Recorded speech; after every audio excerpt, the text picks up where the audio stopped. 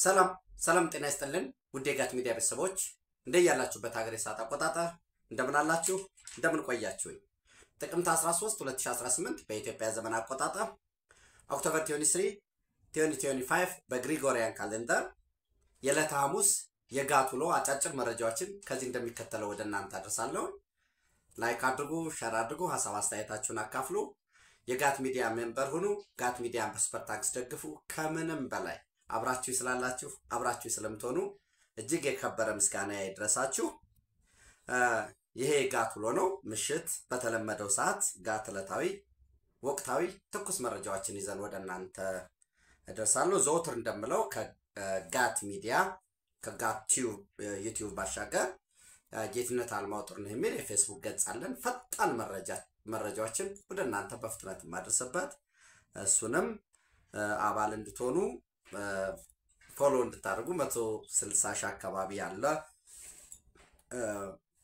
ፌስቡክ ገጽ አለን በተመሳሳይ ትዊተር ቴሌግራም ያን ያህል አክቲቭ አይደለም እሱንም ወደዛው መረጃ ወደ እናንተ አድርሳለሁ ሌሎችንም አማራጮች አቅም በፈቀደ መልኩ ለመጠቀም እሞክራለሁ ድጋፋቸው አይለይ አብራችሁኝ ነው በመጀመሪያ መረጃ የቀይ ባህር አፋር ዲሞክራሲያዊ ድርጅት በትናንትናው ዕለት ከሻቢያ ጋራ ካምባገነኑ የኤርትራ መንግስት ጋራ ለሚያደርገው ፍልሚያ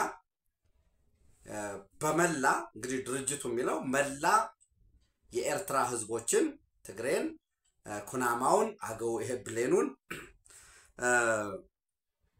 እንዲሁም አጠቃላይ የአፋር ህዝቦችን እየጨቆነ ነው ጭቆናው ግን በዋነኝነት አፋር ህዝብ ላይ ይብሳል የአፋርን በጉልበት የማፈናቀል ከልማት የማራቅ በመንግስታዊ መዋቅር ውስጥ ምንም አይነት ውክልና እንዳይኖረው የማድረግ ሆን ተብሎ ስትራክቸራል የሆነ ምንድነው መዋቅራዊ ጭቆና መዋቅራዊ በደል መዋቅራዊ መግፋት ማደሄት አለ ከዛ ባለፈ የአፋር ህዝብ አንድ ነው የአፋርን ህዝብ ደግሞ በመከፋፈል ከትልቁ ኢትዮጵያ ጋር ካለው በመከፋፈል በመነጠል ለብቻ አድቅቆ እየገዛው ነው አፋር የሚኖርባቸው አካባቢዎች ሙሉ ለሙሉ ከመሰረታዊ አገልግሎት ከልማት ርቀዋል በዚህም መሰረት ትግላችን ራስን በራስ ማስተዳደር የራስን እድል በራስ የመወሰን እስከ መገንጠል ነው በሚል እንግዲህ ለባለፉት ዘመናት ለባለፉት አመታት በጥጥቅ ትግል ሲታገል ቆይቷል አሁን በተለየ ሁኔታ ራሱን እንደገና መልሶ ገምግሞ አደራጅቶ የጥጥቅ ትግል ጀምሯል ሰራዊት በብዛት እያሰለጠነ ነው እንግዲህ ድርጅቱ ከትናንት ቅዳሜ ካሳለፍነው ቅዳሜ ጀምሮ ከኤርትራ ከሻቢያ መንግስት ጋራ መደበኛ ውጊያ ከፍተናል የውጊያ ስትራቴጂው ምንከተለው ታክቲክ የተለያየ ነው ደፈጣ እንጠቀማለን መደበኛ ውጊያ እንጠቀማለን ከዚህም ባለፈ አቅማችን በፈቀደ መልኩ በቀጣይ በባህር በኩልም የባህር ኃይል አደራጅተን በባህር በቀይ ባህር በኩልም ጥቃት ለመፈጸም ዝግጁነታችንን አጠናቀናል ነው ያለው እንግዲህ በአብዛኛው በአዋሳኝ በኢትዮጵያና በኤርትራ አዋሳኝ አፋር ክልል አካባቢ እንቀሳቀሳል የጦር አባላትን አስመርቀናል ድጋሚ ሌሎችንም ደግሞ ያሰለጠን ነው የሚል መግለጫ ነው የሰጠው ከዛም ባለፈ እንግዲህ የድርጅቱን ወታደራዊ አቅም የፊት ለፊት ውጊያ የኮንቬንሽናል ወርፌር ያልነውን ጎሬላ ይሄ የሽምቅ ውጊያና ልዩ ኦፕሬሽን መፈጸም እንዲችል ተደርጎ ነው የሰለጠነው ከዚህም ባለፈ በኢሳያስ አፈወርቂ አገዛዝ የተነጠቀውን ቀይ ባህርን የሚያካልለውን እና የአፋርን ህዝብ ጠንካራ በማድረግ የመግዛት ምንድነው የማስተዳደር የራስን እድል በራስ እስከ መወሰን ድረስ የሚሄድ ነው ወታደራዊ ብቁነታችን ወይንም አቅማችን ከወትሮ የተለየ ነው መገዳደር እንችላለን የግልም የቡድንም የጦር መሳሪያዎችን ታጥቀናል በሂደት ደግሞ ሌሎች የሚቀሩንን መሳሪያዎችን እየታጠቀን እንሄዳለን ለዚህም ዓለም አቀፉ ማህበረሰብ ጎረቤት ሀገራት ሊደግፉን ይገባል ሻቢያ በዋነኝነት የግፍ ጅራፉ የጭቆና በደሉ በኤርትራውያን ህዝቦች ላይ ቢያርፍም ከዛ ባለፈ ሽብርን ኤክስፖርት የሚያደርግ ሁሉንም የጎረቤት ሀገራቱን የተነኮሰ የወረረ አሁንም ቢሆን በሌሎች ሀገራት የውስጥ ጉዳይ ጣልቃ እየገባ ግጭት ለመፍጠር ጥረት የሚያደርግ የአፋርን ህዝብ በዋነኝነትም የግጭት ቀጠና ለማድረግ እየጣረ ያለ ነው። የኤርትራ ተቃዋሚዎችም ሰብሰብ በማለት የሻዕቢያ መንግስትን ለአንዴና ለመጨረሻ ጊዜ አሽቀንጥረን ለመጣል መተባበር ያስፈልገናል በሚል ነው የገለጹት። እንግዲህ ኢብራሂም ሃሩን ማለት ነው የድርጅቱ ሊቀመንበር ሻዕቢያ ከቀይ ባህር አፋር አልፎ ለሁሉም ጎረቤት ሀገራት ጠንቅ ነው። የኢሳያስ አስተዳደር ለኤርትራ ህዝብ ብቻ ሳይሆን ለጎረቤት መንግስታት፣ ለቀይ ባህር አፋር፣ በአፍሪካ ቀንድ እንዲሁም እስከ ዓለም አቀፍ ንግድ ከፍተኛ ንግድ በሚንቀሳቀስበት የቀይ ባህር ላይ ከአሸባሪዎች ጋር በመተባበር በጎረቤት ሀገራት ጣልቃ በመግባት ሽብርን፣ ወንጀልን ኤክስፖርት እያደረገ ነው። ቴሮሪስት ስቴት ነው። ይህንን በጋራ መዋጋት አለብን በሚል ምንድነው የሚል መግለጫ ነው የሰጡት። እንግዲህ አስቀድሜ እንዳልኳችሁ ካሳለፍነው ቅዳሜ ቀን ጀምሮ ጥቃት መውሰድ ጀምሯል። በመደበኛ በፊት ለፊት ውጊያ፣ በደፈጣ ወይም አጥቅቶ ጥቃት ፈጽሞ በመሰወር በጉሬላ ዋርፌር እንዲሁም ደግሞ በሂደት የባህር ኃይል ለማደራጀትና በዛም ውጊያ ለመፈጸም ዝግጁ ነኝ የሚል መረጃ ነው የሰጠው። ሌላው እንግዲህ በትናንትናው ዕለት እንደምታስታውሱት የሱዳን ፈጥኖ ደራሽ ኃይል መሪ ሆነው ሄሜቲ ለሱዳን ወታደራዊ ኃይል በጀነራል አልቡርሃን ለሚመራው ሳፌ ሱዳን አርሚድ ፎርስ ትጥቅ ስንቅ የሚጓጓዝባቸው ወይንም ከጎረቤት ሀገራት ላይ በመነሳት ጥቃት የሚፈጸምባቸውን የአውሮፕላን ማረፊያ ጣቢያዎች ህጋዊ ናቸው፣ ጥቃት እንፈጽምባቸዋለን። ከዚህ በፊት በተደጋጋሚ ማስጠንቀጫ ሰጥተናል።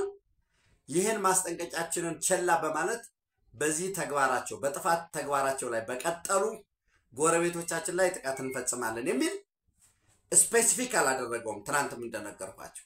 ነገር ግን አጠቃላይ የሁኔታ ዳሰሳ መስራት አለብን። ከዚህ በፊት ለምሳሌ ካርቱም ላይ ጥቃት ሲፈጸም የሱዳን ፈጥኖ ደራሽ ኃይሎች ካርቱም ላይ ጥቃት ሲፈጸም ከካርቱም የጀመረውን ጥቃት ደግሞ አጠናክሮ ወደ ፖርት ሱዳን ሲሄድ በሙሉ የሱዳን መንግስት ወይ ወታደራዊ ኃይሉ የሚጠቀምባቸው የጦር ጀቶች፣ የሲቪል አውሮፕላኖች በሙሉ ወደ ምጽዋና ወደ አስመራ ነው እንዲመጡ የተደረገው። አሁንም ካፓቢሊቲው ምጽዋና አስመራ ላይ ነው ያለው። አንድ እሱን እንውሰድ። ሁለተኛ የሱዳን ወታደራዊ ኃይሎችን የሚቀላቀሉ ሚሊሻዎችን ወታደሮችን እያሰለጠነ ያለው የኤርትራ መንግስት ነው። ከዛም ባለፈ በቀጥታ የራሱን ታጣቂዎች አስገብቶ ልክ አርሚ 70 ብሎ ህዋት እንዳስገባው በቀጥታ ታጣቂዎችን አስገብቶ እየተዋጋ ነው ያለው። ሶስተኛ ለዚህ ኃይል ለሱዳን አርሚድ ፎርስ ድጋፍ ከሚሰጡ በግልጽ ከሚታወቁ ሀገራት መካከል አንደኛዋ ኢራን ነች። ኢራን ድጋፍ ትሰጣለች፣ ግብጽ ድጋፍ ትሰጣለች። ኢራን በቀጥታ እነኚህ ሻሂድ ድሮኖችን ጨምሮ ተተኳሾችን፣ ሮኬቶችን ጨምሮ የግልና የቡድን መሳሪያዎችን ለሱዳን አርሚድ ፎርስ ድጋፍ ታስተላልፋለች።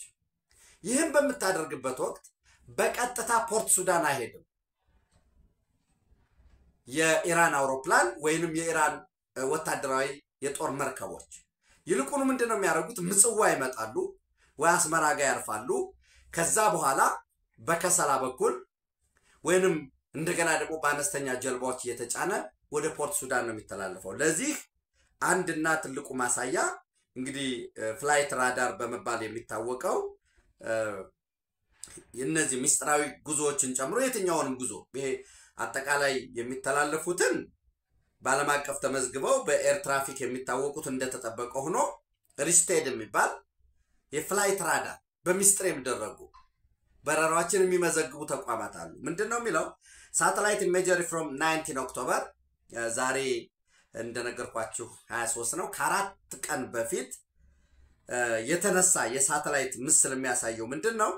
ሳተላይት ኢሜጀሪ ፍሮም 19 ኦክቶበር confirmed that OFAC sanctioned IRGC የኢራን ሪቮሉሽናሪ ጋርድ ኮርፕስ ሊንክድ የሆነ ሳንክሽን የተጣለበት ኦፋክ ሊንክድ ፋርስ ኤር ካሽም ቦይንግ 747-281F registered EPFAP was at ማሳዋ ኤርፖርት ምጽዋ ኤርፖርት ነው የነበረው ኤሪትሪያ contradicting reports claiming the aircraft had landed in Port Sudan ይሄ ደግሞ የለም ምጽዋ አይደለም ያረፈው ፖርት ሱዳን ነው የሚል የተቀመጣል ሶ እነዚህን ወስደን በተመሳሳይ ለሱዳን አርሚድ ፎርስ በጋራ የሚዋጉ በተለይ ድሮኖችን ኦፕሬት የሚያደርጉ ሮኬት ኦፕሬት የሚያደርጉ ግንባር ላይ የሚዋጉ የየመን ሐውቲዎችን ኢራን ወደ ሱዳን አስገብታለች የሚል ተደጋጋሚ ክሶች ቀርበዋል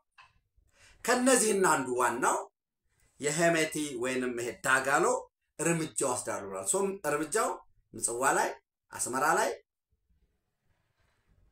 የት ነው የሚሆነው የሚለው እሱ በግልጽ ከመታወቅ ባለፈ እና መቼ የሚለው ካልሆነ በቀር ጥቃት እንደሚፈጽም የተረጋገጠ ነው የኤርትራ ደግሞ ከኢራን ጋር ስፔሻሊ ማዕቀብ የተጣለባቸው እነዚህ ኦፋክ ሳንክሽን እንዲሆነው ከአርጂሲ ጋር ሊንክድ የሆኑ የጦር መርከቦች እና አውሮፕላኖች ወደ አስመራ ወደ ምጽዋ ወደ አሰብ የሚያደርጉት በራራ ደግሞ መልሶ ከኢራን ጋራ መልሶ ከእስራኤል ጋራ ወስዶ ደግሞ እንደገና ሆነ ከአሜሪካ ጋር የሚያጋጭ ሆናል ለዚህ ማሳያ ሁለት የሃሬትዝም እንግዲህ እጅግ በጣም ተነባቢው የእስራኤል ፖሊሲ ጋዜጣ የሚባለው ሃሬትዝም ብንወስድ ለምሳሌ ሃሬትዝ ሴፕቴምበር 7 2023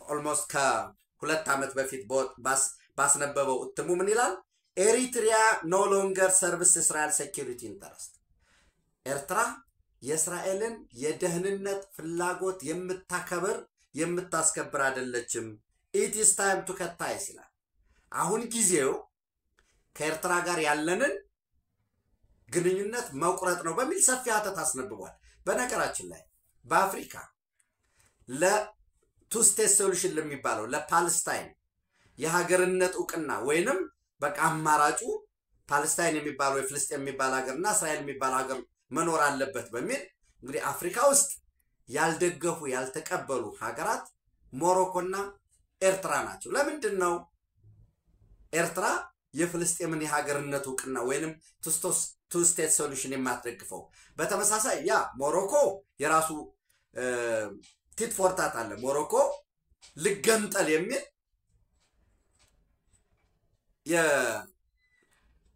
ተገንጣይ ቡድን አለ ልክ ዘሙመንት ቱ ስቴት ሶሉሽንን ብትደግፍ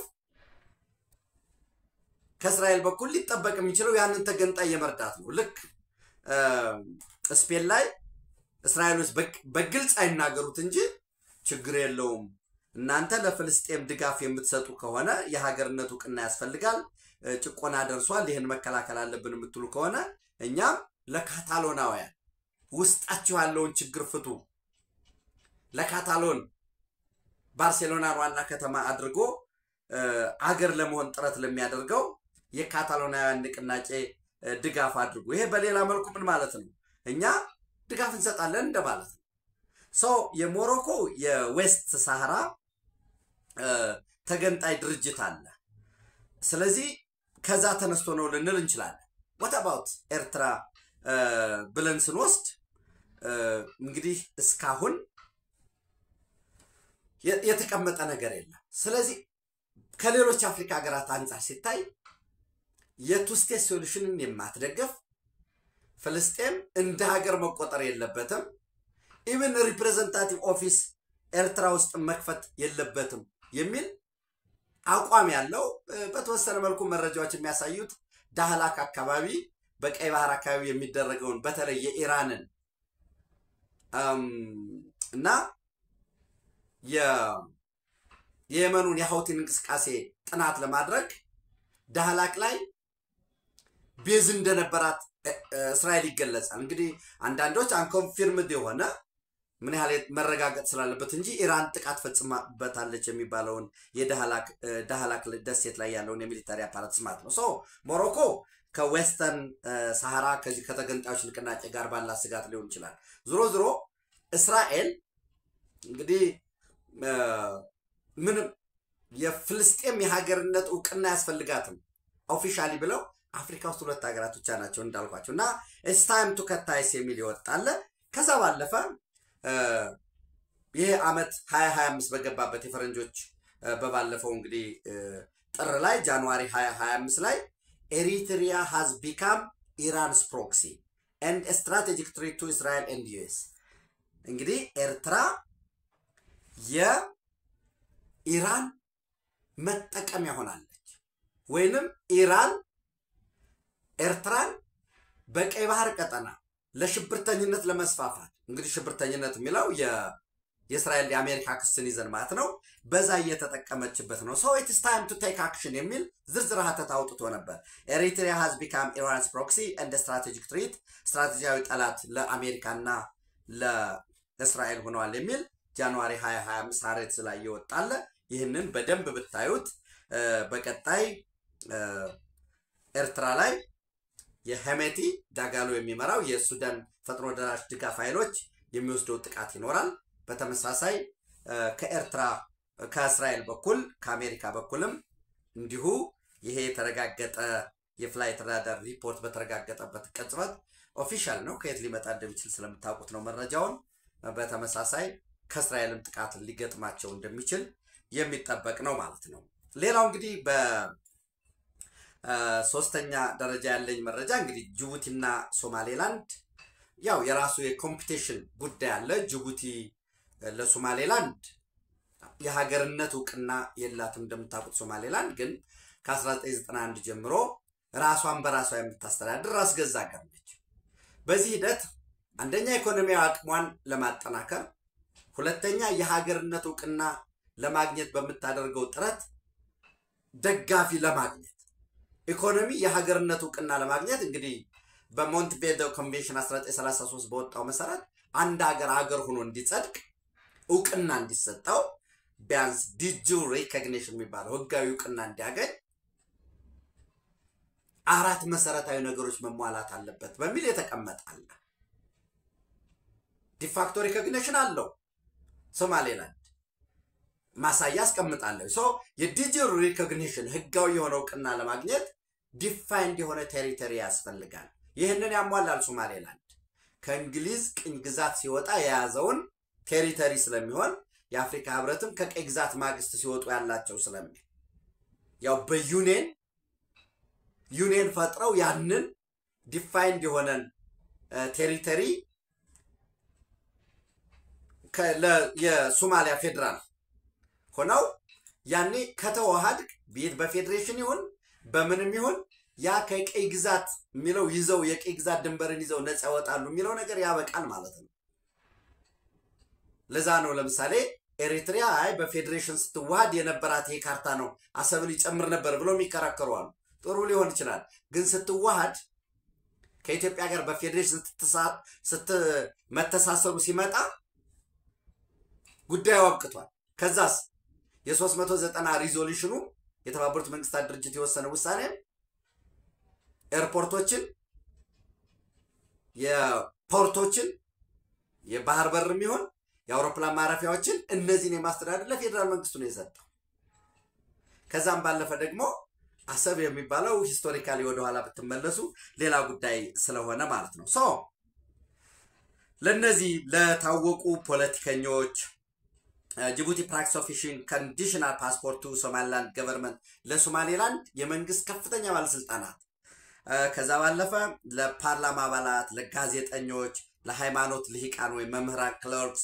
and anyone with influence ተጽዕኖ መፍጠር ለሚችሉ ለመምህራን ለነጋዴዎች በሙሉ ኮንዲሽናል ፓስፖርት ጊዜያዊ ፓስፖርት ይሰጣል ዘን ይሄ ፓስፖርት ለማደስ ሲሆን አጀነስ ጅቡቲ ኢንተረስት ነው ብለው የሚያስቡ ከሆነ ወይ ድምጽ አላሰማም ብለው ካሰቡ ማደሱን ያቆማሉ በዚህ ረገድ ሶማሌላንድ ከኢትዮጵያ ጋር በሙሴ ቢሂ ዘመን ወይንም አሁን በስልጣን ላይ ያሉት አብድራህማን ፕሬዝዳንት ኢሮ ወደ ስልጣን ከመምጣታቸው በፊት ያ ጃንዋሪ 1 2024 ያ የ20 ኪሎ ሜትር የንግድ ወደብ ስምምነትና የናቫል ቤዝ ሲፈረም ያደረጉት በሙሉ ለኦፊሻሎች ለክለርኮች አስቀድሜ ለነገርኳቸው የሰጡትን ፓስፖርት መንጠቅ ነው ያዙት። አልተቃወማችሁም፣ ድምጽ አላሰማችሁም የሚል ያም ብቻም አይደለም።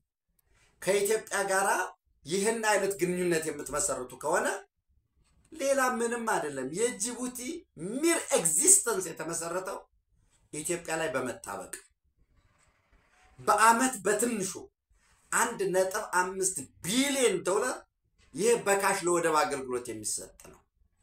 ሌላውን ይሄ ወደብ ላይ ቶሎ ዕቃዎች ባለመነሳታቸው ታክስ ተብሎ የሚቆረጠው የጭነት አመላላሾች ለመኪኖች ነዳጅ ፊውል የምታርገው አገልግሎት የሚሰጠው በምግብ ጎማ የሚቀየረው ጎሚስታው አልጋው ሽያጩ ለኬላ የሚከፈለው ይሄን ብትደምረው አጠቃላይ ኢትዮጵያ ለጅቡቲ በአመት በትንሹ 3-4 ቢሊዮን ዶላር ኮንትሪቢዩት እናደርጋለን። ይሄ እንዲቀርባቸው አይፈልጉም። ወል ራሽናሊ ከጅቡቲ ናሽናል ኢንተረስት አንፃር ካሰብከው ጥሩ ሊሆን ይችላል ካሰብነው።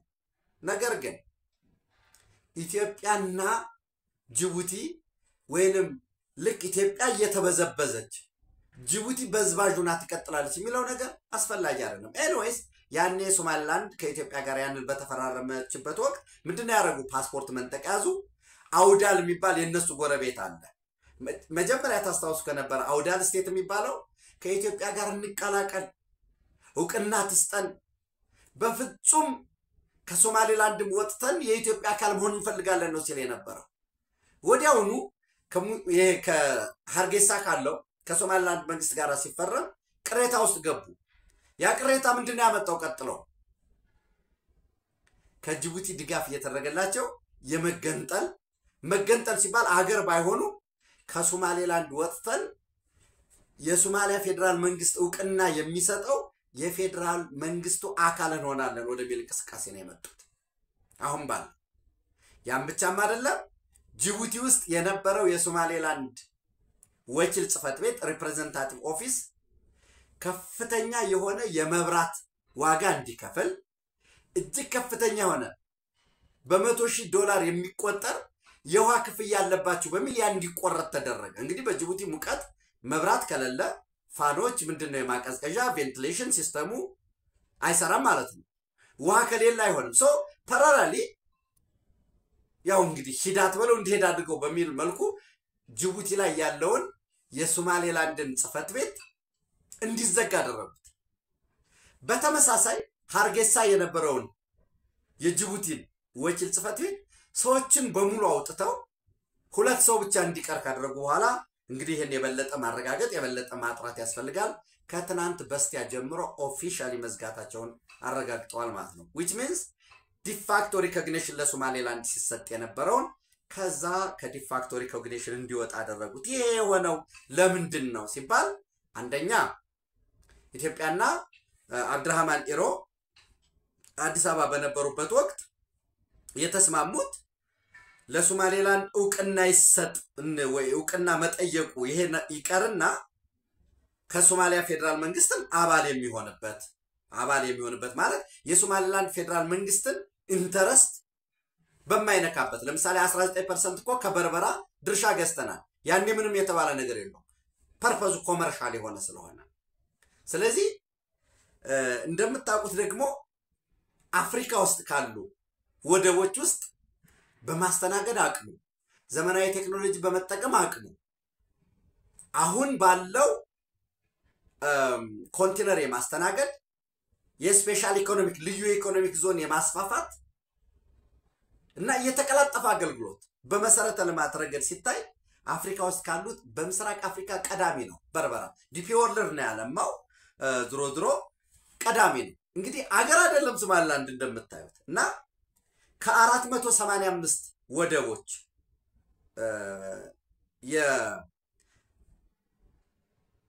የወርልድ ባንክ ያወጣው ማለት ነው 400 ወርልድ ባንክ ግሩፕ በ2023 the container port performance index 2023 ብሎ a comparable assessment of performance based on vessel time import በሚል እንግዲህ ትልልቅ መርከቦችን ማስተናገድ ይችላል ወይ የጭነት አገልግሎት ለመስጠት ማንሻ ይሄ ምንድነው ክሬኖችን ቴክኖሎጂ አጠቃቀሙ አስቀድሜ እንዳልኳቸው ተርሚናሎች የወደብ ማኔጅመንት ስርዓቱ የሚፈጥረው የሥራ ዕድል በወደቦች አካባቢ የሚገኘው የንግድ ቀጠና እንዲሁም የመስፋፋት ዕድሉ እነዚህን በሙሉ ወስዶ ሪፖርት በየዓመቱ ያወጣል።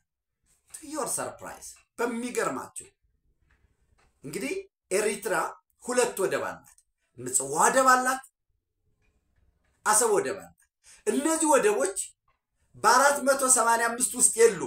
ኢቭን እነዚህ 485 ፐርፎርማንስ ኢንዴክስ አውጥቶ ነው ወርልድ ባንክ ግሩፕ ሌሎች የኮመርሻሊ ፊዚብል የሆኑ አገልግሎት የሚሰጡ በሚል 700 ወደቦች ተጠቅሰዋል። ሌሎች እዛ ውስጥም የሉ እና እውነትም ያሰብ ወደብ ምንም ስራ የማይሰራ ሶሪ ላጠቃቀሙ በኤርትራ እጅ ውስጥ ሲኖር ግመል ብቻ የሚጠጣበት ትንንሽ አሳ የሚያሰግሩ ጀልባዎች የሚቆዝሙበት ነው ይሆን ሰው ወደ ቀደመ ነገር ይስመለስ አብድራህማን ኢሮዚ ኢትዮጵያ ውስጥ በነበራቸው ቆይታ ስምምነቱ አንዱ ስምምነት የበርበራ ወደብ ተጨማሪ ይሄም ሆኖ በመግቢያ እንደነገርኳችሁ ከ485 ውስጥ በ2023 በነበራቸው የበርበራ ወደብ 106ኛ ደረጃን ሲይዝ የጅቡቲ ወደብ ደግሞ 379ኛ ደረጃ ነው ያዘው ከ485 which means እዩት ሶ ተጨማሪ አሁንም ማስፋፊያ እንዲደረግ በርበራ ላይ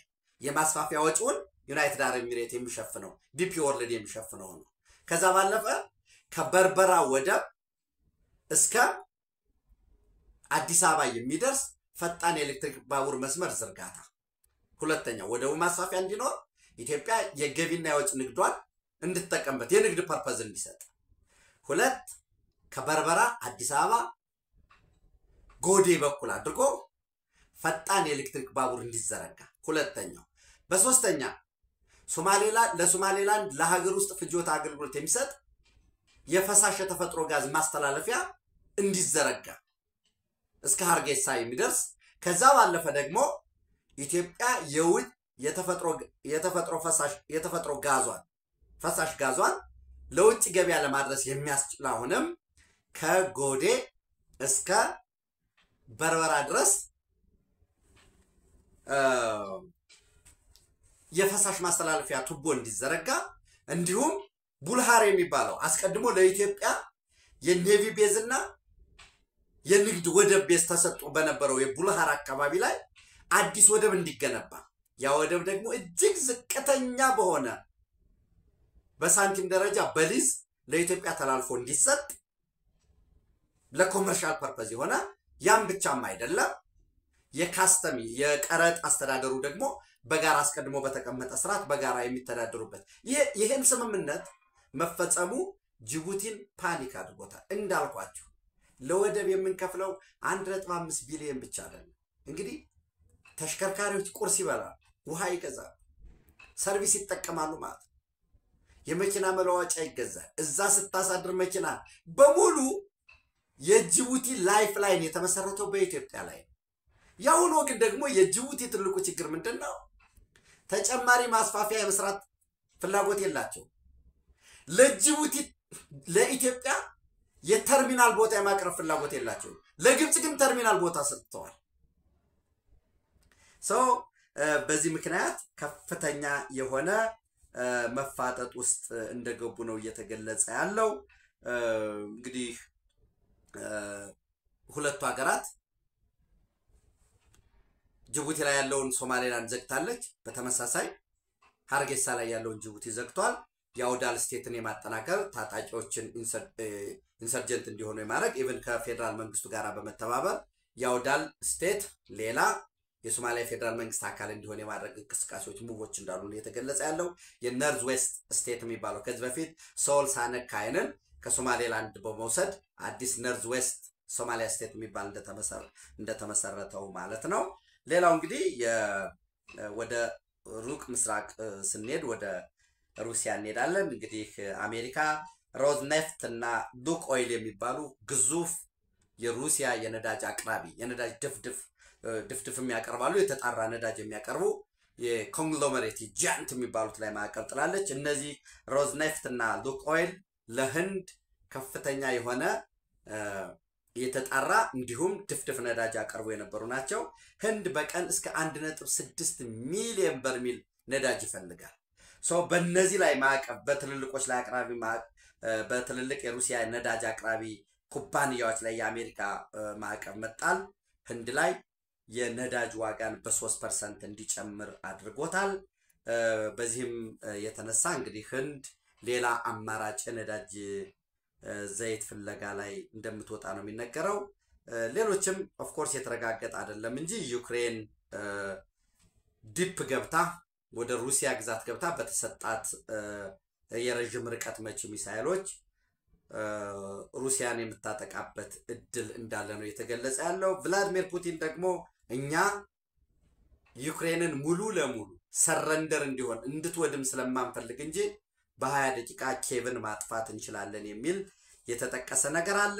ያም ብቻም አይደለም እንግዲህ ፖላንድ ደግሞ በተመሳሳይ ወደ ሃንጋሪ የሚተላለፈውን የነዳጅ መተላለፊያ መስመር አለ ወደ ሃንጋሪ የሚተላለፍ ማለት ነው። በተመሳሳይ እንግዲህ ምንድነው የራሽያን ኦይል ፓይፕላይን ወደ ሃንጋሪ የሚተላለፈውን ጥቃት ፈጽማለሁ በሚል ፖላንድ ያቀረቡት አለ።